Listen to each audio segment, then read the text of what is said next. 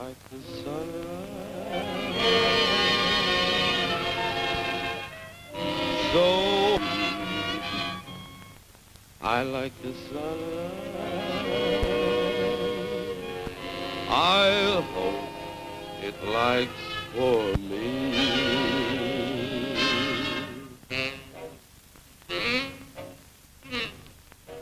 Un tempo, questo litorale che si affaccia sul Golfo di Guinea si chiamava Costa dei Grani oppure Costa di Malaghetta, così denominata dal navigatore ligure Antonio Danoli, che sbarcatovi nel 1000 grande quantità di pepe africano, detto appunto Malaghetta. La costa era allora assolutamente inabitabile per la malaria e la febbre gialla, che vi regnavano come in nessun'altra parte del continente africano. L'interno invece era ricoperto quasi completamente da paludi, popolate da enormi alligatori, e da una foresta equatoriale fittissima, tristamente nota per la presenza di alcune specie di serpenti assai velenosi come il Kassawa snake e il mamba snake. Si comprenderà così facilmente come la zona sia stata sempre trascurata dagli esploratori e dalle grandi potenze coloniali, che non ritenevano vi fossero convenienti possibilità di sfruttamento. Pressappoco questa era la situazione del paese quando nel 1820 una quarantina di liberti afroamericani sbarcarono in prossimità del Capo Mesurado. Volevano sottrarsi alle persecuzioni razziali e, non curanti delle malattie terribili e delle asprezze della natura, aspiravano solo a possedere un tratto di terra dove poter vivere liberamente. Gli inizi furono assai duri, bersagliati da un clima al quale non erano abituati, spesso sprovvisti di che vivere, di che vestirsi, di che difendersi contro gli attacchi degli autoctoni. I poveri emigrati dovettero conquistarsi a palmo questo lembo di terra africana, dando mirevoli prove di fermezza, di eroismo, di perseveranza. Esempio più unico che raro della forza e della tenacia che può suscitare l'amore per la libertà. Quando infatti il 26 luglio del 1847 gli emigrati proclamarono la Repubblica di Liberia, sotto il vessillo del nuovo paese venne inserito il motto «Amore di libertà, qui ci condusse». Nella seconda metà del secolo scorso, i liberiani approfondirono la conoscenza del loro paese con frequenti spedizioni nell'interno della giungla, su fino ai confini con la Guinea francese. Qualcosa di inaspettato, quasi un premio divino, sembrava voler premiare la loro fede. Trovarono pepite d'oro nei fiumi, mini 80% di purezza nella foresta, condizioni ideali per l'albero della gomma, per la pianta del tè, per la canna d'acero, per il cotone. Le voci più importanti dell'economia mondiale. Ebbe inizio una nuova era della Liberia. Un periodo di sviluppo sempre crescente nel quale i pionieri, se da un lato dovevano ora tenere a bada le iniziative di molte nazioni rivolte ad accaparrarsi le ricchezze naturali del paese, dall'altro si preoccuparono di dare il massimo impulso al paese sfruttandolo con mezzi moderni e industriali. Questa in breve è la storia della Liberia, una nazione indipendente che sotto la guida del presidente William Tubman, profondo conoscitore dei problemi della sua terra, compie passi da gigante verso la modernizzazione. Per ogni dove è possibile notare una febbrile attività di rinnovamento e di crescita. Nelle farm dell'interno si lavora a ritmo accelerato, che rappresenta fino ad oggi la voce più importante dell'economia liberiana.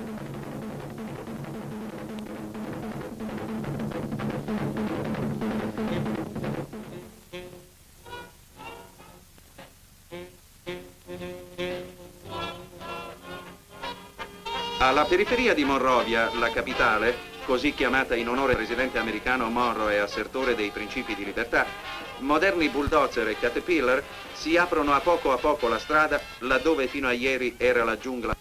È in costruzione un grande aeroporto intercontinentale che sarà tra breve il più moderno e dotato dell'Africa. Tutti gli uomini di buona volontà, senza distinzione di razza o di idee, sono stati chiamati a collaborare a questi lavori imponenti. È incredibile a vedersi come tedeschi, americani, italiani, olandesi, liberiani e francesi, uniti da uno stesso lavoro, sappiano trovare quella armonia, quella simpatica collaborazione e quella fratellanza che in altri continenti è un sogno irraggiungibile.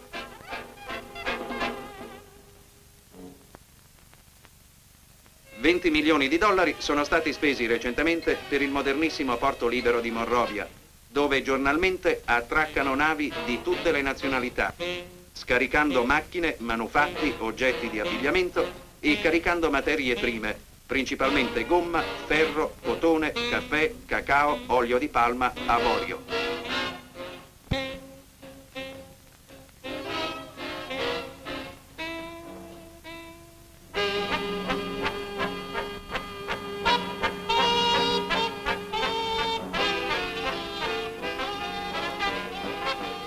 grave problema della Liberia è stato sempre l'edilizia.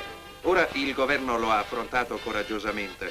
A poco scompaiono le vecchie case di fango e di paglia, quelle che accolsero i primi liberti sbarcati un secolo addietro. Ad esse prendono il posto moderne costruzioni in muratura adatte alle esigenze di questo clima equatoriale. Una grande società italiana è stata invitata recentemente a presentare un progetto per la costruzione a Monrovia del Campidoglio e del Palazzo di Giustizia. Due edifici monumentali che gli artisti italiani hanno ideato stilizzando l'architettura delle capanne nei villaggi della giungla. Il progetto è stato approvato con entusiasmo e in questi giorni tecnici, operai e ingegneri italiani con le rispettive famiglie si stanno trasferendo in Liberia per dare inizio ai lavori imponenti che avranno la durata di 3 anni. E come conseguenza inevitabile, tra breve tempo la Liberia conoscerà gli spaghetti al pomodoro, le canzoni napoletane e il panettone a Natale. Sono già in costruzione infatti un ristorante gestito da napoletani, una gelateria di siciliani e un panificio milanese.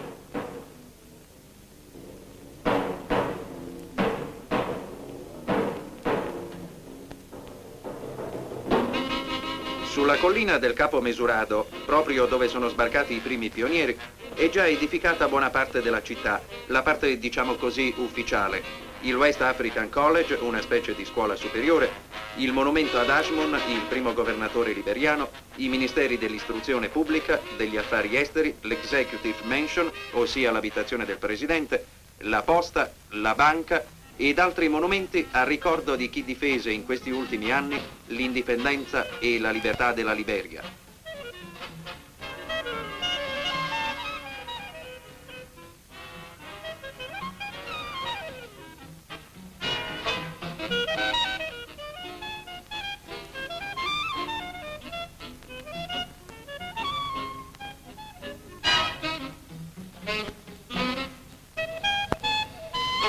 Sull'isola di Bushrod, un luogo incantevole, sorge l'edificio che ospita la rappresentanza diplomatica italiana.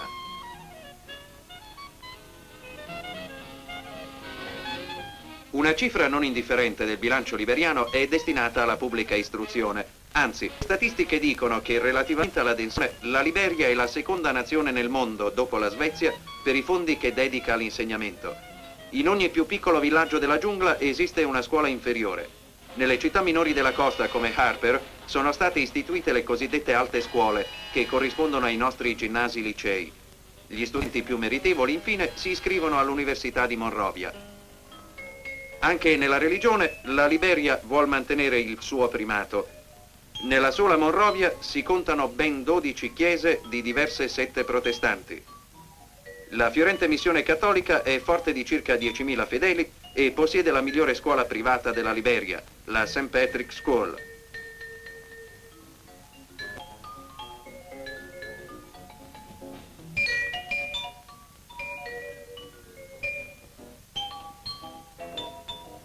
Non pensiamo sia facile in questi tempi incontrare un paese con immense possibilità economiche quasi ancora non sfruttate, il quale nel suo tempo conduca una politica liberistica, una politica aperta a tutti gli uomini di buona volontà che intendono portare il contributo del loro lavoro.